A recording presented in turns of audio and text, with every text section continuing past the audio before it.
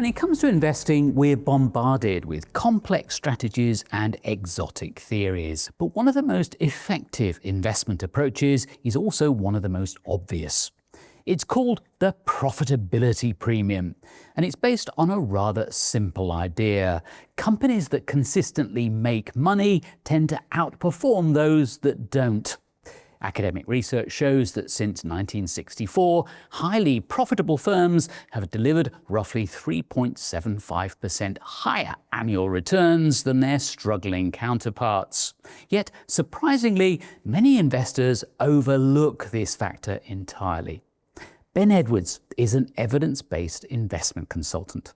The profitability premium explains the fact that companies with high profits relative to lower profits typically outperform in the long run.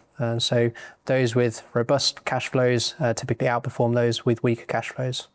The premium itself is somewhat related to the value premium. It's almost the sort of the other side of value, and actually why profitability and value tend to work really well together is because they'll do different things at different times. But hold on, in investing there's rarely such a thing as a free lunch.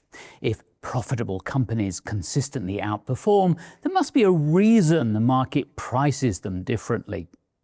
Profitability is still a risk factor with inherent risks. Like any risk factor, it's a price risk factor. There must be a risk inherent in those companies which the market deems to be present and therefore puts a lower price on those companies as a whole. That's going to come with an inherent risk. Now, it can be more or less easy to describe what those specific risks might be for different risk factors. For a highly profitable company, that might be something like, say, the risk of competition, the attack on their margins, as an example, as one explanatory factor for the risk premium profitability. The profitability premium is much less well known than, say, the size factor or the value factor. But, says Ben Edwards, there's a strong case for having exposure to profitability as well as size and value because they work so well in combination with each other. I think it absolutely is a reasonable thing to consider for any investor. It improves certainly with value, it pairs really well because it tends to have uncorrelated returns and at times inversely correlated returns. And by that we mean that if you're owning one thing that's going up while the other's going down, you end up with the line in between. So it's diversification in its truest form. These aren't mutually exclusive. They're not sort of segmented component parts that we just sort of put together and expect them to work independently.